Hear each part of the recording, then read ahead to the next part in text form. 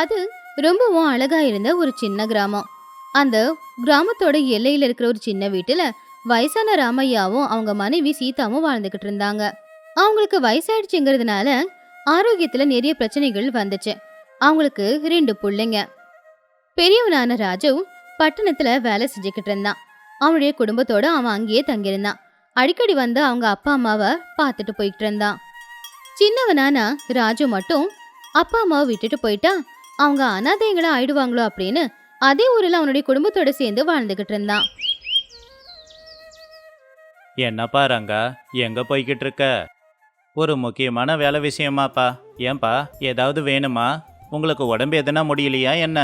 நான் இங்கேயே வேணா தங்கவா? எனக்கு என்னடா, நான் நல்லா தான் இருக்கேன். நீ இருக்கும்போது எனக்கு என்ன ஆக போகுது? சரியா போச்சு. நான் உங்களை எவ்வளோ நல்லா பார்த்துக்கிட்டாலும் என்ன பாராட்டுறீங்களா? புளிய மட்டும் பாராட்டுங்க. இந்த காலத்தில் அப்பாவை இந்த அளவுக்கு பார்த்துக்கிற பிள்ளைங்க எங்கே இருக்காங்க? என் புள்ள மட்டும்தான் இருக்கான். சரி, அதெல்லாம் இருக்கட்டும். உனக்கு உடம்பு எப்படி இருக்கு? இப்போல்லாம் நீ ராத்திரி பகலாக கஷ்டப்பட்டு வயலில் ரொம்ப நேரம் உழைச்சிக்கிட்டு இருக்க. கஷ்டப்படாமல் எப்படிப்பா? இந்த வருஷம் விளைச்சல் நல்லா வரணும்னு நான் எதிர்பார்க்குறேன். அதான் கஷ்டப்பட்டு உழைச்சிக்கிட்டு இருக்கேன். சரிப்பா, ஆனால் கொஞ்சம் உடம்பையும் நல்லபடியாக பார்த்துக்கோ, சரியா? இப்படி சில நாட்கள் போச்சு. ஒரு நாள் ராமையா அவருடைய நண்பனான பீமையா கிட்ட இப்படி சொன்னாரு. என்னடா, எப்படி இருக்க? நான் நல்லா தாண்டா இருக்கேன். என்ன திடீர்னு வந்திருக்கியே? ஓ, அப்போ நான் வரக்கூடாதா? சரி, நான் கிளம்புறேன். அட என்னங்கண்ணா நீங்க, அன்னைக்கும் இன்னைக்கும் நீங்க கொஞ்சம் கூட மாறவே இல்லை. எப்ப பார்த்தாலும் ரொம்ப விளையாட்டுத்தனம்தான். அவன்கிட்ட இல்லாமல் வேற யாருக்கிட்டமா நான் விளையாட போகிறேன்? நீங்க சரியான நேரத்துக்கு தான் அண்ணா வந்திருக்கீங்க. இப்பெல்லாம் உங்க நண்பரு ரொம்ப கவலையாவே இருக்கிறாரு. என்ன அப்படின்னு கேட்டா எந்த ஒரு பதிலும் கொடுக்க மாட்டேங்கிறாரு. அப்படியா? என்னடா ஆச்சு? ஒன்றும் இல்லடா, உன் தங்கச்சி அப்படி தான் சொல்லுவா. அதெல்லாம் ஏதோ இருக்கு. சரி வா, நாம் கொஞ்சம் ஊரை சுற்றிட்டு வரலாம். ரொம்ப நாள் ஆச்சுல்ல, நாம் தனியாக நடந்து போய். அப்படி ராமையா பீமையா 2 பேருமே ஊருக்குள்ள நடந்து போய்கிட்டு இருந்தாங்க. இப்போ சொல்லுடா, என்னதான் உன் கவலை? அதெல்லாம் ஒன்றும் இல்லடா, சும்மாதான். என் நண்பனை பற்றி எனக்கு தெரியாதா? பிரச்சனையில் இருக்கானா இல்லையான்னு? உன்னை பார்த்தாலே தெரியுது நீ கவலையில் இருக்கன்னு. உனக்கு தெரியும் தானடா, பெரியவன் முதல்ல இருந்தே நல்லா படித்தான். நல்லா படித்து இப்போ ஒரு நல்ல நிலமையில இருக்கான். அவன் இப்போ பட்டணத்தில் இருக்கான். சின்னவனுக்கு படிப்பு வரல. அவன் கல்யாணத்தை பண்ணிக்கிட்டு எங்கள் கூடவே கிராமத்திலேயே இருக்கான். என் கவலை எல்லாமே சின்னவனை பற்றி தாண்டா. சின்னவன் ரொம்ப அப்பாவி. அவனுக்காக எதுவும் யோசிக்க மாட்டான். நீ சொல்கிறது உண்மைதாண்டா, எனக்கும் அவனை பற்றி தெரியும். பெரியவன் பட்டணத்தில் தங்கி வேலை பார்த்துக்கிட்டு இருக்கான். அவனுக்கு கொஞ்சம் வயல் இருக்கு. அவனுக்கு விவசாயத்தில் விருப்பம் இல்லை. அவனோட பங்கு வயலில் கூட. அதனால் சின்னவனை விவசாயம் பார்க்க சொல்லியிருக்கான். ஆனால் அதில் கிடைக்கிற லாபத்தில் கொஞ்சம் கூட சின்னவனுக்கு கொடுக்காம அவனே எடுத்துக்கிறான். பாவண்டா சின்னவன், மாடு மாதிரி உழைக்கிறான். அவனுக்காக அவன் யோசிக்கிறது இல்லை. ஆனால் பெரியவன் ரொம்ப சுயநலமாக இருக்கான். இப்படி இருந்தால் சின்னவன் ரொம்ப தான் கஷ்டப்படுவான். அது தாண்டா என்னோட கவலையும். பாவம், நாளைக்கு நான் இல்லைன்னா அவன் தனியாக என்ன பண்ணுவான்? பொண்டாட்டி புள்ளியோட அவன் ரொம்ப கஷ்டப்பட மாட்டானா? பெரியவனுக்கு அப்புறம் பயம் சுத்தமாக இருக்காது. இவனை வேலைக்காரனாவே மாற்றிடுவான். அவன் எந்த அளவுக்கு சுயநலக்காரனா, வருஷத்துக்கு ஒரு தடவை கூட வந்து எங்களை பார்த்துட்டு போக மாட்டான். அப்பா அம்மா எப்படி இருக்காங்க, என்ன பண்ணிக்கிட்டு இருக்காங்கன்னு கூட யோசிக்க மாட்டான். நாம் இதை பற்றி அப்புறம் யோசிக்கலாண்டா. பெரியவனை மாற்ற சொந்த பந்தம் எதுவும் இல்லையா? அவன் சொந்த பந்தத்தோட அந்த அளவுக்கு பழக மாட்டான்டா. அவன் எண்ணம் எல்லாம் ஒன்று தான். அவன் நல்லா இருக்கணும். சரி, ஒன்று பண்ணலாண்டா. ஒரு நாள் நான் பட்டணத்துக்கு போகிறேன். உன் பிள்ளைய போய் சந்திக்கிறேன். உங்கள் அப்பா உன்னை பார்க்கணுன்னு உன்னை வர சொன்னாருன்னு நான் அவன்கிட்ட கண்டிப்பாக சொல்லிடுறேன். நீ என்ன சொன்னாலும் அவன் வரப்போகிறது இல்லடா. எதுக்கு உனக்கு தேவையில்லாத கஷ்டம்? இந்த தடவை நிச்சயம் உன் புள்ள ஊருக்கு வருவான். என்கிட்ட பொறுப்பை கொடு. அதுக்கப்புறம் அடுத்த நாள் பீமையா பட்டணத்துக்கு போய் ராஜுவை சந்திச்சாரு. ராஜு, எப்படிப்பா இருக்க? எனக்கு என்ன மாமா, நான் நல்லா தான் இருக்கேன். பணமும் நிறைய தான் சம்பாதிக்கிறேன். உன்கிட்ட முக்கியமான விஷயம் சொல்லணும்ப்பா. என்ன விஷயம் மாமா? ஓ அப்பா இப்போ யோசிக்கிறான்டா. அவனுக்கு கொஞ்சம் உடம்பு முடியல. அதனால எல்லா சொந்த பந்தங்களையும் கூப்பிட்டுக்கிட்டு இருக்கான். சொந்தக்காரங்க எல்லாம் வீட்டுக்கு வராங்களா? என் அப்பாவுக்கு வேற வேலை வெட்டி இல்லையா? தேவையில்லாம சொந்தக்காரங்களை வர வச்சு எதுக்கு பணத்தை செலவு பண்ணிக்கிட்டு இருக்காரு? என்னவோடா, ஒரு தடவை ஊருக்கு போய் பேசிப்பாரு. உடனே ராஜு பீமையா சொன்னதை கேட்டு அவங்க ஊருக்கு போற பஸ்ல ஏறி அவங்க ஊருக்கும் போனான். என்னப்பா, சொந்த பந்தங்களை எல்லாம் வர சொன்னீங்களாமா? வேற என்னடா பண்றது? நீ சுத்தமா ஊருக்கு வர்றதே கிடையாது. அப்பா அம்மா எப்படி இருக்காங்கன்னு ஒரு தடவையாவது யோசிச்சு பார்க்கறியா? பாவம் சின்னவன் தான் விவசாயமும் பண்ணிக்கிட்டு எங்களையும் பார்த்துக்கறான். பெத்த புள்ள தான் எங்களை மறந்துட்டான். சொந்த பந்தங்களும் மறந்துடக்கூடாதுல்ல. அதனால தான் போறதுக்குள்ள எல்லா சொந்த பந்தத்தையும் பார்க்கலான்னு வர சொல்லி இருக்கேன். இதுல என்னடா தப்பு இருக்கு? என்னப்பா இது? அண்ணன் இப்பதானே வந்தான், அதுக்குள்ள எதுக்காக அவனை திட்டுற? பாத்தியாடா உன் தம்பிய, உன்னை ஒரு வார்த்தை சொல்ல விட மாட்டேங்கிறான். அடுத்த நாள் சொந்தக்காரங்க ராமையாவோட வீட்டுக்கு வந்தாங்க. சரி, எல்லாரும் வந்துட்டீங்கல்ல, உங்ககிட்ட ஒரு முக்கியமான விஷயம் பேசலான்னு இருக்கேன். என்ன தாத்தா அந்த விஷயம்? ரொம்ப உற்சாகமா இருக்கீங்க. ஆமாண்டா பேரா, இன்னைக்கு எல்லார்கிட்டேயும் கொஞ்சம் பேசணும். நீங்க சொல்லுங்க தாத்தா, நாங்க கேட்குறோம். குடும்பம்னா என்ன? குடும்பம்னா பொண்டாட்டி பிள்ளைங்க குழந்தைங்க இருக்கிற வீடு. அப்ப ரங்காவோட புள்ள மது, குடும்பம்னா ஒருத்தவங்களுக்கு ஒருத்தவங்க துணையா இருக்கிறது. அது மட்டும் இல்லைங்க, குடும்பங்கிறது அன்பு பாசம் எல்லாம் சேர்ந்து இருக்கிறது. அப்போ ராமையா சிரிச்சுக்கிட்டே அவருடைய பொண்டாட்டிய பார்த்து, சரியா சொன்ன சீதா நீ அப்படின்னு சொன்னாரு. இப்ப எல்லாரும் சொல்லுங்க, இவன் சொன்ன மாதிரியா குடும்பம் இருக்கு? இல்லைங்க தாத்தா, நீங்க என்னமோ இங்க இருக்கீங்க, நாங்க பட்டணத்துல இருக்கோம். வந்து பார்க்கறதே பெரிய விஷயம். குடும்பம்னா பாசத்தோட இருக்கணும்னு டீச்சர் சொல்லுவாங்க, ஆனா இருந்ததில்ல. ராஜு அதை கேட்டு ரொம்ப கவலைப்பட்டான். அவன் அவனுடைய தம்பிய பார்த்தான். அதுக்கப்புறமா அவங்க அப்பா சொன்னதுக்கான அர்த்தத்தை புரிஞ்சுக்கிட்டு ராஜு ரொம்பவே கவலையா, உண்மைதான்ப்பா, நான் குடும்பத்தை பத்தி பெருசா கவனிச்சதில்ல. உங்க உடம்பு எப்படி இருக்குன்னு கூட நான் கேட்டது கிடையாது. நீ ஒன்றும் தப்பு பண்ணலப்பா. குடும்பத்தோட எப்பவும் இருக்கணும்னு இப்போ நீ புரிஞ்சுக்கிட்ட இல்ல, அதுவே எனக்கு ரொம்ப பெரிய சந்தோஷம். அண்ணா, அப்படின்னா நீ நம்ம ஊருக்கே திரும்ப வந்துட போறியா? ஆமாண்டா ரங்கா, இனிமே நான் நம்ம குடும்பத்தோடவே இருந்து அப்பா அம்மாவையும் உன்னையும் நல்லபடியாக பார்த்துக்க போகிறேன். அப்படி ராஜு அவங்க அப்பா அம்மா கிட்ட சொன்னான். அன்னைக்கு ராஜு பட்டணத்துல இருந்து அவங்க ஊருக்கு வந்து அவங்க அப்பா அம்மா கூடவே இருந்துக்கிட்டு அவங்கள ரொம்ப நல்லபடியா பார்த்துக்கிட்டான். பசங்களும் ரொம்பவும் சந்தோஷமா இருந்தாங்க. கொஞ்சம் காலத்துக்கு அப்புறமா ஒரு நாள் ராமையா ராஜுவை கூப்பிட்டு, ராஜு, நீ எங்களுக்கு ஏற்ற மாதிரி மாறினது எங்களுக்கு ரொம்ப சந்தோஷம்தான். ஆனால் உன் பொண்டாட்டி பிள்ளைங்களோட விருப்பம் என்னன்னு தெரியுமா? அதுக்கு ராஜு, உண்மைதான்ப்பா, முதல்ல ராதா பட்டணத்தில் தான் இருக்கணும்னு ஆசைப்பட்டா. இப்போ அவ புரிஞ்சுக்கிட்டா. குடும்பத்தோட இங்கே இருக்கிறது தான் நல்லதுன்னு அவளே சொல்லிட்டா. நாம இனி கிராமத்திலேயே இருக்கலான்னு. அது ரொம்ப நல்லதுப்பா. நாம எல்லாரும் ஒன்னா இருக்கணும். குடும்பம்னா என்னன்னு நம்ம பிள்ளைங்களுக்கு கத்து கொடுக்கணும்.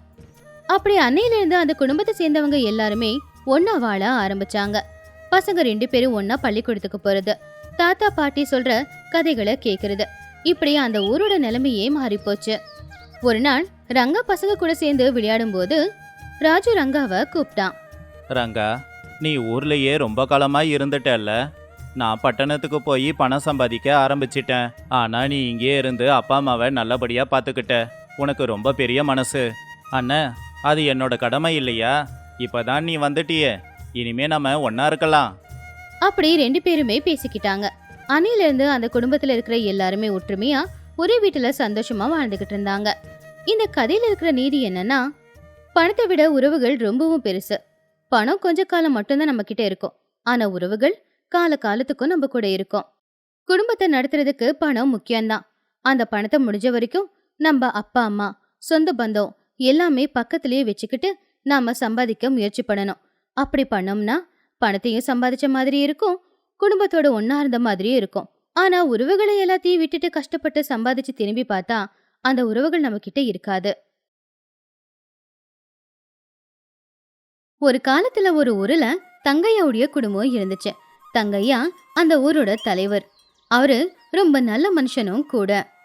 அந்த ஊரோட வளர்ச்சிக்காக எது வேணும்னாலும் செய்யக்கூடிய ஒரு மனுஷன். அந்த ஊரோட வளர்ச்சிக்காக என்ன பண்றது அப்படின்னு எப்பவுமே யோசிச்சுக்கிட்டே தான் இருப்பாரு.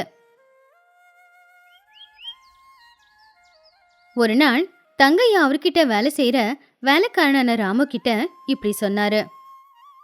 ராமு, ராமு, டே ராமு, என்னடா என்ன யோசனையில் இருக்க? எவ்வளோ கூப்பிட்டாலும் பதில் கொடுக்கல. என்னை மன்னிச்சிடுங்க ஐயா. என்னன்னு சொல்லுடா. என்னன்னு சொல்கிறதுங்க ஐயா, நம்ம ஊரில் பீமையா இருக்கார்ல, அவர் விளைய வச்ச தானியத்தை கொண்டு போய் பட்டணத்தில் விற்றுட்டு வர சொன்னார். நானும் சரின்னு சொல்லி பட்டணத்துக்கு கொண்டு போய் எல்லாத்தையும் விற்றுட்டு திரும்பி வரும்போது வழியில் வழிப்பறி கொள்ளக்காரங்க எல்லா பணத்தையும் பிடுங்கிட்டானுங்க. அதை போய் பீமையா கிட்ட சொன்னேன். அவர் நம்பலனாலும் பரவாயில்லங்க ஐயா, ஆனால் பணத்தை நான் தான் திருடினேன்னு பழி போடுறாரு.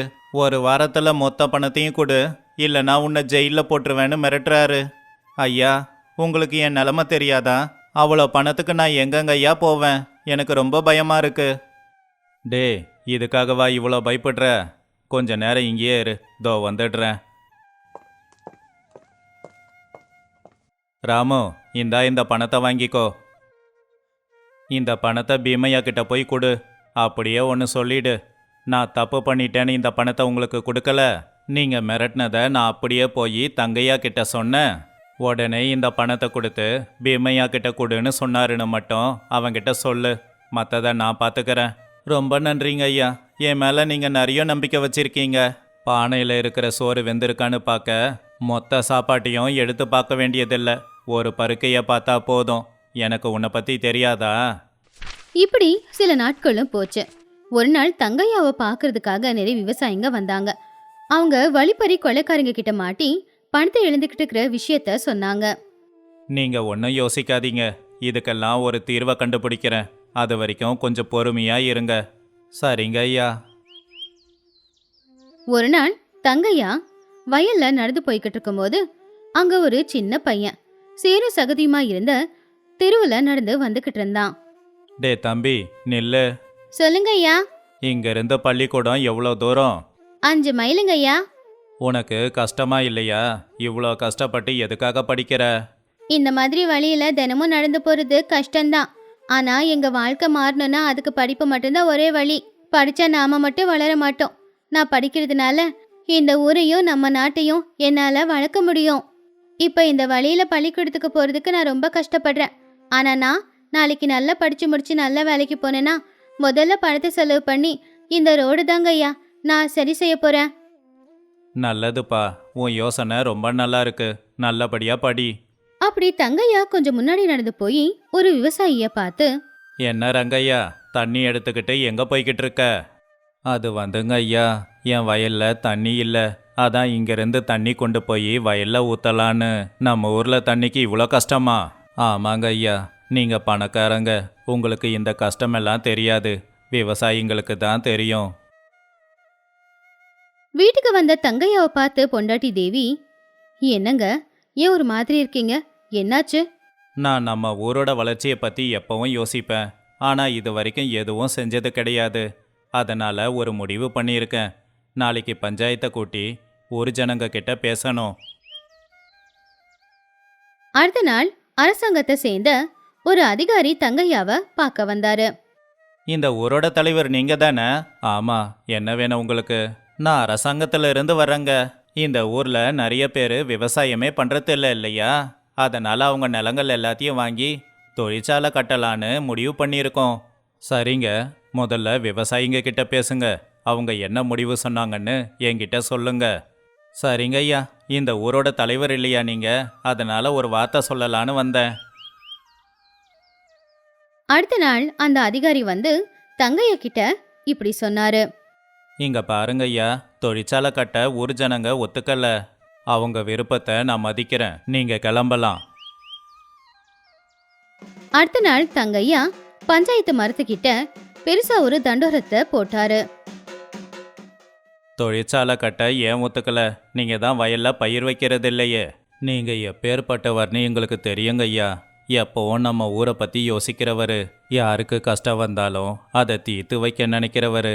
ஆனா உங்களுக்கு சரியான யோசனை சொல்லத்தான் ஆள் இல்லை. ஆமாங்க ஐயா, அந்த அரசாங்க அதிகாரி என்ன சொன்னான்னு தெரியுமா?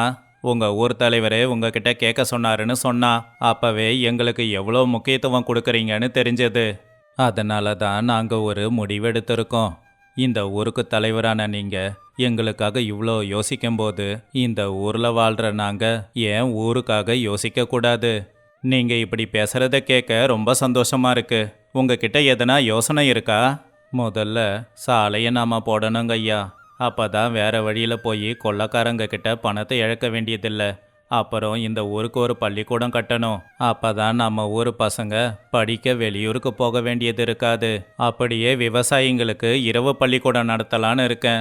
இந்த பள்ளிக்கூடம் எதுக்குன்னு கேட்குறவங்களுக்கு, நீங்கள் காலையில் வேலைக்கு போகிறீங்க, ராத்திரி தானே உங்களுக்கு நேரம் கிடைக்கும். அப்புறம் இந்த வயசில் எதுக்கு படிக்கணும்னு கேட்குறீங்கன்னா, நீங்கள் ஒரு கடைக்கு போகிறீங்க, அங்கே உரம் வாங்குறீங்க. அந்த உரம் நல்ல உரமா தயாரித்து எவ்வளோ நாள் ஆகுது, விதையெல்லாம் தரமான விதைதான்னு பார்க்க படிப்பு தேவைப்படும். விவசாயிங்க எல்லாரும் ராத்திரி பள்ளிக்கூடத்துக்கு வந்து படிச்சிங்கன்னா உங்களுக்கு அந்த அறிவு வந்துடும். அதனால் நீங்கள் எல்லாரும் கட்டாயம் வந்து படிக்கணும். தங்கையா சொன்னதை கேட்டு ஜனங்க எல்லாருமே சத்தமா கை தட்டினாங்க. இன்னொரு விஷயம், என்னோட 1 ஏக்கர் நிலத்தை ஊர் ஜனங்களுக்காக கொடுக்கலான்னு இருக்கேன். எதுக்குங்க ஐயா? அந்த 1 ஏக்கர் நிலத்தில் நாம் ஒரு குளத்தை உருவாக்கலாம். மழை காலத்தில் அதில் தண்ணி தேங்கும். விவசாயிங்களுக்கு அது பயன்படும் இல்லையா? அப்புறம் நீங்கள் இன்னொன்றும் செஞ்சாகணும். தண்ணீரை அதிகமாக பயன்படுத்துகிற பயிர் மட்டும் வைக்காம தண்ணீரை குறைவாக பயன்படுத்துகிற பயிரையும் வைங்க. தண்ணீரோட தேவை குறையும். ஐயா, விளைஞ்ச விளைச்சலுக்கு சரியான விலை கிடைக்க மாட்டேங்குது. கம்மி விலைக்கு நம்மக்கிட்ட வாங்கி அதிக விலைக்கு வெளியில் கொண்டு போய் விற்கிறாங்க. நானே நம்ம ஊரில் ஒரு மில்லை திறக்கலான்னு இருக்கேன்.